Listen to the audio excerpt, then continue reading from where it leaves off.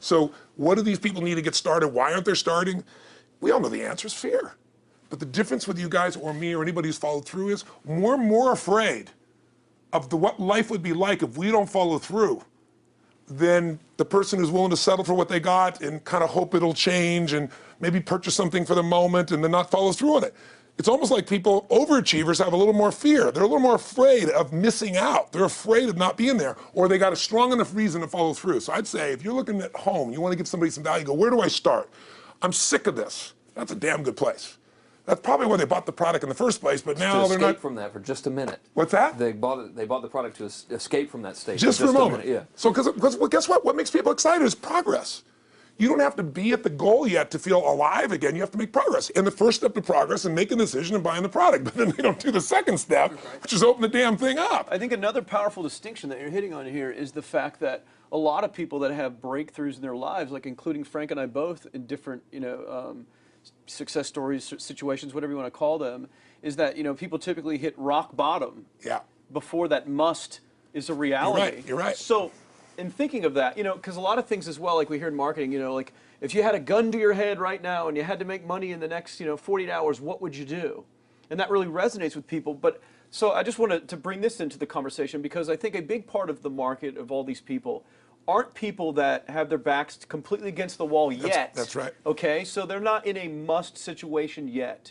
They're in a desire situation where they're okay in their lives. They do have big dreams and ambitions. They do want greater things, but it's not pushing them yet to the point where they will do what it takes to master have the something. Must. So what do you think? How do people go from not having their backs against the wall when they have no choice to say, I'm totally sick of this, to conditioning their minds to go from their situation where they are, which may be okay, to getting something greater? Well, think about this. What pisses you off and what excites you is all relative. $300 a week, no, $2,500 excites him more, that memory to this day, than even the $1 million, he did in his first 24-hour version, right? Or you breaking the 4 minute mile, $1 million. That must have been out of your mind. Tell me about that for a second. What did that feel like? You make $1 million in 24 hours. Nobody in history of the internet's done it. Euphoria. Yeah. It was unbelievable. What was your? It wasn't even about the money. That's exactly right. That's exactly right. It wasn't really about the money. No, it wasn't. I wasn't thinking like, oh, that's how many cars I can buy. No. It just wasn't. It was just breaking through like another barrier of progress. So at that point, it wasn't about your back to your wall. At that point, what it was really about... It was a further point for my fear, is what it really was. Further point for your fear, and for some people, and I think in some cases, it's also a recognition of who I am and what I'm capable of. So for somebody whose life is already great, this is about, what if I could take on another skill that could create more freedom for my life? And just saying, I'm not going to go out and try and do it all perfectly right now. What I'm going to do for the next 8 weeks, I'm going to create a little ritual. I'm going to do one thing a day to condition my mind, right, so that I get strong, so I follow through. I'm going to read something. I'm going to listen to something. I'm going to immerse myself. I'm going to go for an intense jog, or I'm going to go lift weights, but I'm going to do it consciously to get in a state where I'm going to follow through. That's number one, because people follow through when they're in state. Second, I'm going to get clear about why this is a must for me. It's not because my back's against the wall, but because I want to master an area of life that could create some freedom. I'm not going to master it overnight, but I got the system, I got the plan. I'm going to do one thing a day. I'm going to work on one subject a week. This week's going to be about figuring out what the right product or industry is. Next week's going to be basics of building traffic. And each week I'm going to make a little progress, and I'm going to get to a goal, whatever that is. I'm going to make $1,000, my $300 in a week. I'm going to get to my $2,500. That first $2,500 is the most excited. Unbelievable. The first $300. I remember it's the most life-changing too. It is the most life-changing. I remember I was supposed to be a truck driver, making $24,000 a year because I'd be making the most anybody in my family had ever made. How'd that work out for you? Yeah, real well. Thank God I'm not driving a truck, right? I think you could pull the truck. I figured out I could pull it with my finger, man. I could do it with my teeth. I could pull it with my teeth, right? 36 grand a year was the goal. If I could make 3 grand in a month. When I did that, it was out of my mind. And then it was like, could I make 10 grand a month? Then it was 10 grand in a day, then 100 grand a day. Then could I make $1 million in a day? I had a day where I made $400 million in a day. The stock value of the company I took public, my personal stock. But it was probably after I did it, though, so it doesn't really count. I'm just joking with it. You're right. People don't remember who's first, Tony. 400 million, $1 million. Yeah, who cares? Who cares? No, I'm not saying that's to brag. amazing, though. I'm not saying to brag. Of course. It's because they told me when I was on stage, I had this audience of about 15,000 people at the Continental Center. It was during a stretch break. I was doing what I loved, rocking the house. Everybody's going crazy. And they go, the stock's worth $400 million right now. I was like, wow, that's cool. It's like, Okay, no one sounds stupid. It's like, what's next? And I went right back to what I loved. Once you break through, then it just becomes a game. The people that are getting your products have not yet broken through in most cases. The breakthrough happens by conditioning your mind every day, by feeding it a role model or story. It's putting yourself in a peak state where you follow through by getting physically strong. It's creating a little ritual of doing a little bit each day, and then you get momentum. But the most important thing of all is what we started out with. Why? Absolutely. Why is it a must for you? It doesn't have to be you're against the wall, but it has to be something you're hungry for, because the only difference in people is hunger. And if you're not hungry, get around people that are hungry and something will hit you. You watch a conversation, you get around people that are doing better, and all of a sudden you start going, my life sucks. I remember I went to a guy in LA. He's one of the most multi-billionaire guy, I'll never forget. And I lived in the Del Mar Castle, and I was really proud. That was like the symbol of me having taken myself from being poor to providing for my family this great place. It's built from castles in Europe overlooking the ocean, not far from you. And I went to this guy's house. He's a billionaire. He took me down to his wine cellar. I don't even drink wine. Went through this whole thing. At the end of the night, I was depressed. I lived in the Del Mar tenement, as far as I was concerned. I really was. I was like, I live in a crappy place, and all my standards changed. All of a sudden, I wasn't willing to settle for living that. All of a sudden, my back was to the wall in a different way, because as a man, I knew I was capable of more. So people can change their standard by getting around where it's better.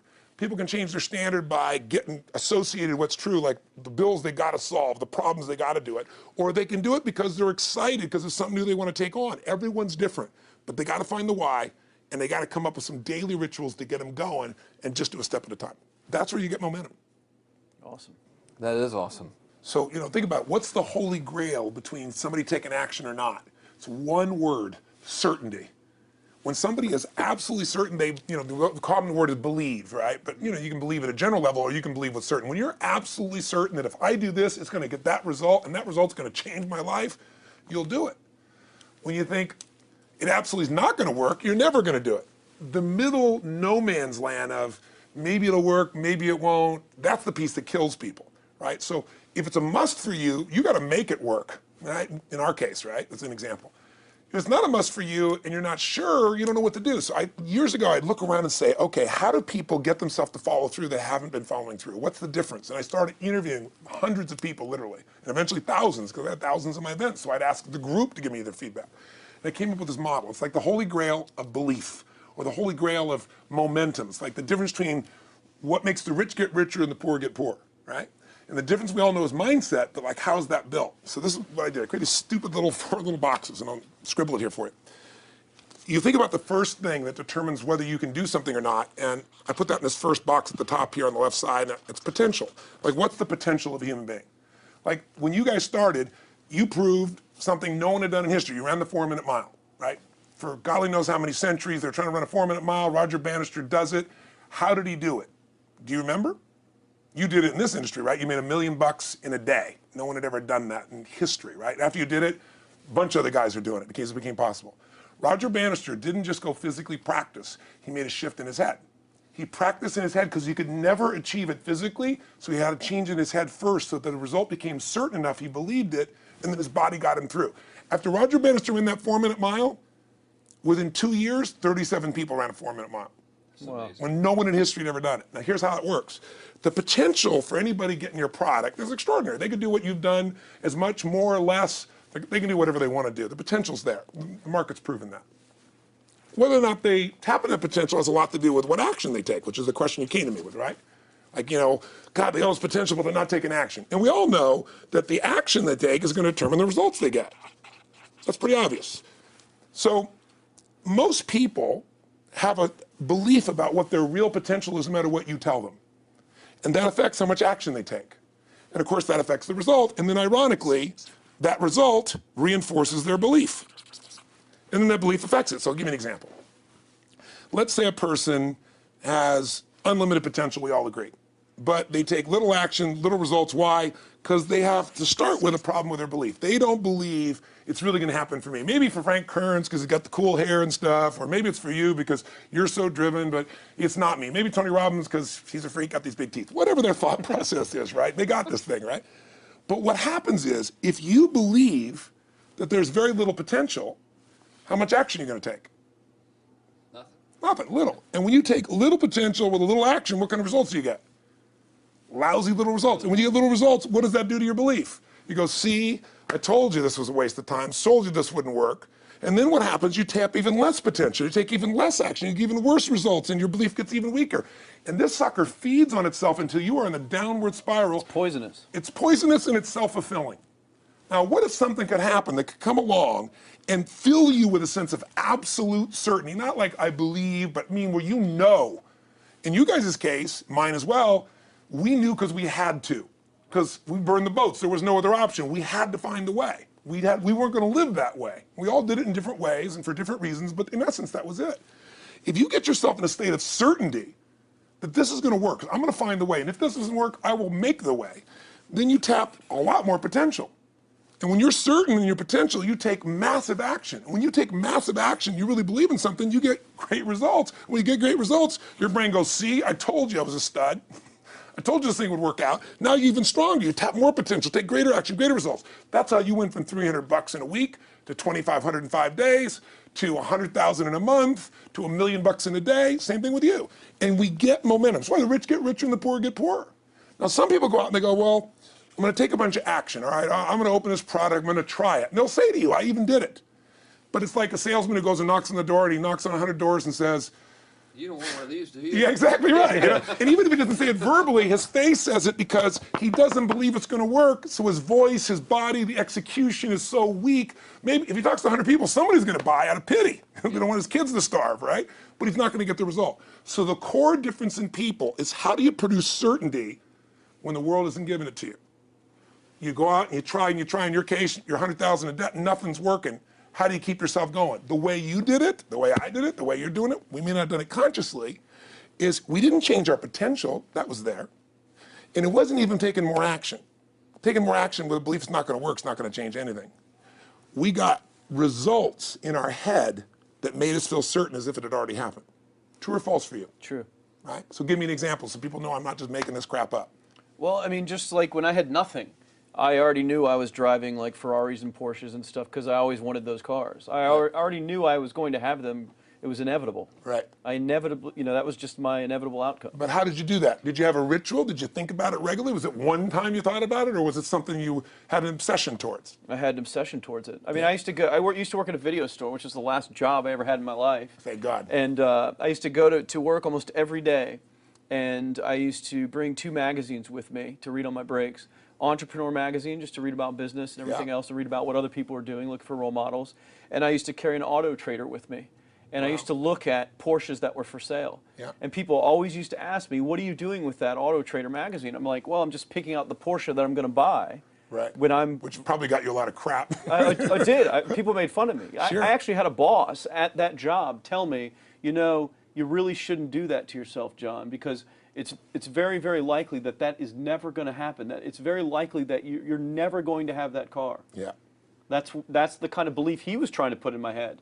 And I was like, no, you don't realize that it's inevitable that I will drive here sometime in the near future with that car when I'm not working for you and drop movies off for you to put back on the shelf. And that actually happened. And it was one of the most fulfilling days of my entire life. And the great thing was when I pulled up in this car, I was in my mid-20s, a car that most mid-20s. What kind of car was it? It was a Porsche 911 Turbo. It was a convertible and everything. It was a beautiful car. It was one I always dreamed of having. But for a few years, I always circled the ads of which ones I was going to buy. Well, when I finally got it and I pulled up at the store, I had all these people. Some people that were still working at this $7 an hour job were there years after I left. And I'll never forget this, even the boss and stuff, and the reaction of the people was like, wow, that is awesome. Yeah. Is that your dad's car? And all I said to them was, not exactly. Good for you. And I just smiled and just left. But it was, it's the weirdest thing, but I just knew it was going to happen. But you knew it because I conditioned myself to you did it over and over again. When I was in high school, I was not a popular kid, but I was passionate and intense, and I'll never forget. Some particular girls gave me some crap, and a guy too. And I wrote in their journals or their annual yearbook at the end, I wrote, someday, I said, you treated me like hell. Someday I'll be rich and famous, and you'll be an effing truck driver. And you'll be sitting there, I'll be with with this beautiful woman of my life, rich, and you'll be watching me on television thinking, you wish you would have treated me better. I actually wrote this shit in people's annuals because I went to a 10-year high school reunion. One of the people showed me this stuff, great. right? But it's like, I burned the bridges, baby. I was like, this is how it's gonna be.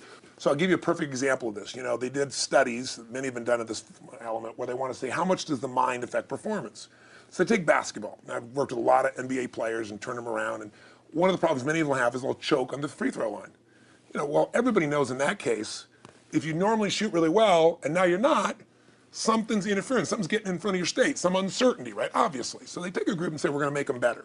How do you make somebody better who's got this mental block? So they take a group of guys and they're gonna do free throws, and they do one group where they just practice for 6 weeks. Totally intense practice, and I forget the number of free throws, but they gotta do this many free throws every day. Take a second group, and they have them not practice at all. Obvious. And they take a third group, and they don't let them touch a basketball. All they do is have them practice in their mind, but the key is, it's not practice makes perfect, it's perfect practice makes perfect, as corny as that sounds. So these guys see themselves making the shot every single time, conditioning their mind and body that it's perfect every time. They're not interrupted by a reality that would screw with them. So at the end of 6 weeks, they tally it up, and now they give them a test to see who has the highest free throw percentage, success. What do you guess it's going to be? Well, the obvious person says, obviously, it's not the guys that didn't practice, but which one is it, the mind, or is it the ones that actually practice? I'm assuming the mind. Yeah, you would assume it because it's true. Right. You intuitively know the truth, that practicing's not enough. It's getting yourself so certain so many times that now when you go to do it, there's no hesitancy and you execute. It's having that absolute certainty that makes you tap your full potential, take massive action, get massive results, be reinforced having stronger belief. This is what makes somebody a star at anything.